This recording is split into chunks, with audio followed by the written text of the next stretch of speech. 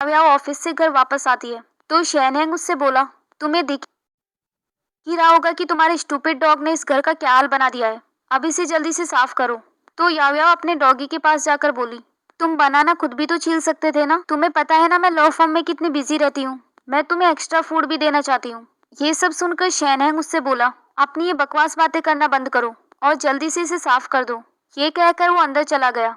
अंदर जाकर वो अपनी उस पोस्ट पर रिप्लाई देता है कि मैं 2 दिन से उससे पेपर श्रेडिंग करवा रहा हूँ और उससे घर की सफाई भी करवाई, लेकिन वो खुश होने की बजाय और भी ज्यादा सैड लग रही है। तभी लोग उसे रिप्लाई देने लगते हैं कि इतना क्यूट बॉस होने के बाद उसका मूड कैसे खराब हो सकता है और एक बॉस को अपनी एम्प्लॉय के मूड की इतनी क्यों फिक्र हो रही है।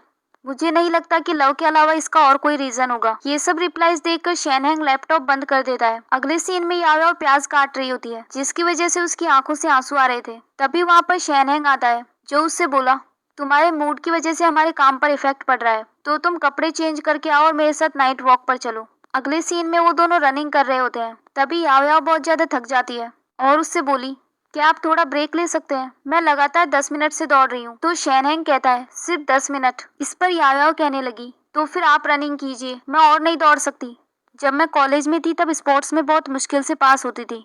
अब आप मुझे वापस जाने दो, मैं इसकी जगह पेपर श्रेडिंग करूंगी, वो मुझे ज्यादा पसंद है। तभी शैनहेंग उससे कहता है, क्या रनिंग के बाद तुम्हारा मूड थोड़ा ठीक हुआ। इस पर याओ याओ कहने लगी, मैं तो हमेशा अच्छे मूड में ही होती हूँ। फिर शैनहेंग कहता है, तो फिर तुम अपने रूम में छुपकर सीक्रेटली रोती क्यों हो। इस पर याओ याओ बोली, मैं कब रोती हूँ, अच्छा 2 दिन पहले, तब तो मैं एक ड्रामा देख रही थी तो आपको लगा कि मैं छुपकर रो रही हूँ, तो इसीलिए आप मुझसे पेपर श्रेडिंग और रनिंग करवा रहे थे। आप मेरा स्ट्रेस कम करने में मेरी हेल्प करना चाहते थे। बॉस मैंने एक्सपेक्ट नहीं किया था कि आप इतने क्यूट हो। तभी शैनहेंग उसकी बातों को अवॉइड करके रनिंग के लिए जा रहा होता है तो याओ याओ उसको पकड़कर रोकते हुए बोली, आप थोड़ा रेस्ट क्यों नहीं ले लेते, मैं सच में और नहीं दौड़ सकती, और अगर आप यहाँ वेट करें तो कुछ देर में यहाँ मैजिक होने वाला है। तभी वहाँ पर वाटरफॉल होने लगता है और फिर याओ याओ शैनहेंग को थैंक्स कहती है। तो इस पर शैनहेंग बोला, तुम्हें मुझे थैंक्स कहने की जरूरत नहीं है, तुम्हें अच्छा फील ना होने की वजह से काम अफेक्ट हो रहा था, बस इसी वजह से मैंने ये सब किया। तभी याओ याओ बोली, तो फिर क्या आप मुझे एक और चांस दे सकते हैं, आप मुझे दूसरे केस में पार्टिसिपेट करने दो, मैं अपनी गलती को सुधारना चाहती हूँ और दोबारा से ऐसी कोई गलती नहीं करूंगी। तभी शैनहेंग उसकी आंखों में देख रहा होता है और वो काफी देर तक उसे ऐसे ही देखता रहता है और फिर उससे बोला, तुम्हारी आईसाइट बहुत खराब है और तुम्हारी आंखें बिल्कुल तुम्हारे डॉगी जैसी दिखती हैं। तभी याओ याओ गुस्सा होकर बोली, मैं यहाँ आपसे अपने हार्ट और सोल की बात कर रही हूँ और आप कह रहे हो कि मैं कुत्ते जैसी दिखती हूँ। ये कहकर वो वहाँ से चली गई। अगले सीन में चैंगजी डोंगमिंग की मॉम से मिलने आई होती है और उससे बोली, हमने आपके लिए बेस्ट डॉक्टर ढूंढा है, आप बहुत जल्दी ठीक हो जाएंगी। तभी उसकी मॉम कहती है, तुम आज कितने दिनों बाद मुझसे मिलने आई हो, मुझे लगा कि तुम्हारी और डोंगमिंग की फाइट हो गई है। इस पर डोंगमिंग बोला, मॉम आप हमेशा इतना क्यों सोचती हैं, चैंगजी और मेरे बीच बहुत अच्छी फीलिंग्स हैं। इसके बाद चैंगजी उन्हें सूप देने लगती है और वो सूप गलती से डोंगमिंग के ऊपर गिर जाता है। तभी वो चिल्लाते हुए बोला, क्या तुम्हारा दिमाग खराब है, और फिर अपने आप को शांत करते हुए कहता है, कोई बात नहीं, तुमने ये जानबूझकर थोड़ी किया है, मैं इसे साफ करके आता हूँ। अगले सीन में चैंगजी वहाँ से जा रही होती है। तभी डोंगमिंग उसे रोकते हुए बोला, तुम इतना जल्दी क्यों जा रही हो, चलो हम साथ में लंच करते हैं।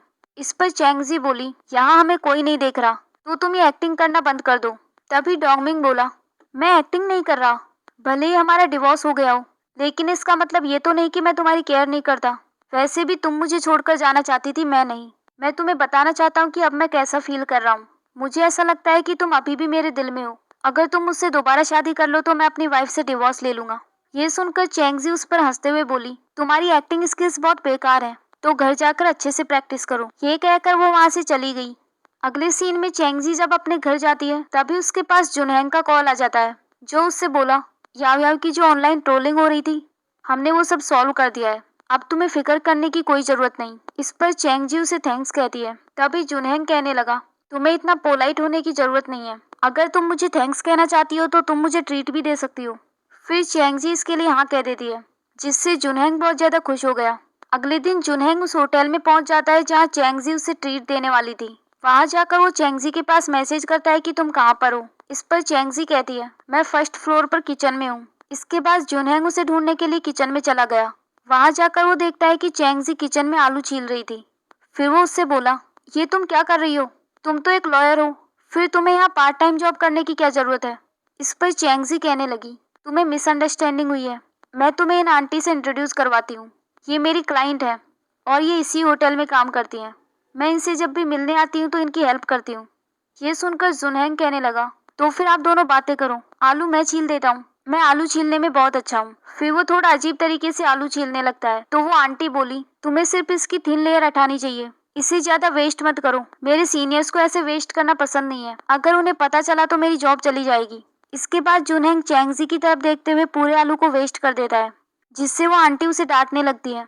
अगले सीन में वो दोनों होटल से बाहर आते हैं और साथ में ऑरेंज खाने लगते हैं जो उन्हें उस आंटी ने दी थी।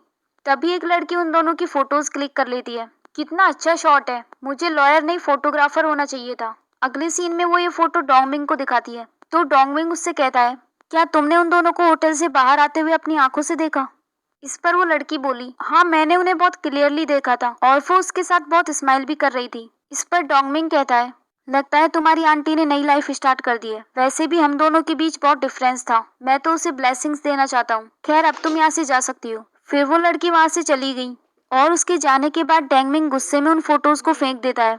अगले सीन में जुनहैंग भागते हुए शैनहैंग के ऑफिस में आता है और उससे बोला, मुझे तुम्हें एक बहुत इंपॉर्टेंट बात बतानी है। फाइनली 3 दिन और 3 रात लगातार सोचने के बाद मुझे आइडिया मिल गया कि चैंगजी को इस कंपनी में कैसे लेकर आना है। इस पर शैनहैंग कहता है, मैं तुम्हें वार्निंग दे रहा हूँ, अपने इमोशनल मैटर्स को काम से दूर रखो। अगले सीन में हम याओयाओ को देखते हैं जिसके पास उसकी एक कलीग आकर बोली, मेरे पास एक लीगल एड केस है, क्या तुम उसमें मेरी हेल्प कर सकती हो क्योंकि मैं बहुत बिजी हूँ। इस पर याओयाओ बोली, हाँ मुझे कोई दिक्कत नहीं है, वैसे भी मेरे पास इस वक्त कोई केस नहीं था। फिर वो उस केस की डिटेल्स देखने लगती है और तभी जुनहैंग वहाँ आकर उसके हाथ से फाइल ले लेता है। फिर उससे बोला, तुम ऐसे ट्रबल वाले केस मुझे दे दिया करो। और फिर वो बाकी लोगों से बोला, फ्यूचर में तुम सब में से किसी को भी लीगल एड केस मिले वो तुम मुझे दे देना।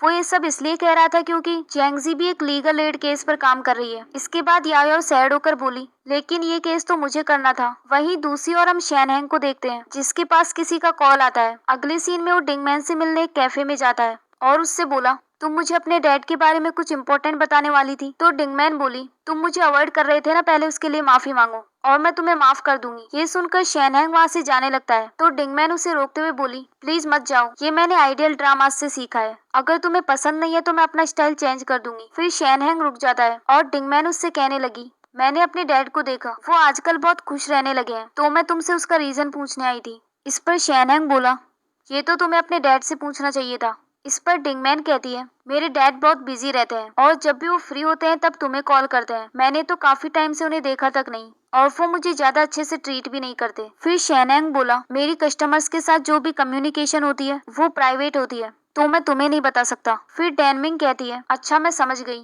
लेकिन क्या तुम थोड़ी देर यहाँ मेरे साथ रुक सकते हो? इस पर शैनहैंग बोला, अगर अब मुझे यहाँ कोई काम नहीं है तो मैं जा रहा हूँ। लेकिन डिंगमैन उसे रोकते हुए बोली, तुम मेरे बारे में क्यों नहीं सोचते? क्या तुम इसलिए गुस्सा हो क्योंकि उस दिन मैंने याओयाओ से अच्छे से बात नहीं की? अगर ऐसा है तो मैं उससे माफी मांग लूंगी। फिर थोड़ा सैड होकर बोली, तुम मेरी तरफ देखते क्यों नहीं हो? मैं भी बहुत गुड लुकिंग हूँ और मैं तुम्हें बहुत लाइक करती हूँ।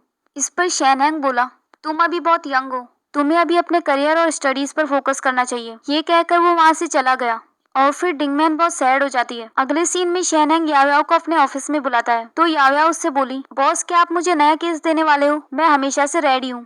तो शैनहैंग उसे एक फाइल देते हुए बोला, इसे लो और एक बार देख लो। नया केस लेकर याओयाओ बहुत खुश हो जाती है और उससे बोली, बॉस इस बार मैं सच में बहुत हार्डवर्क करूंगी।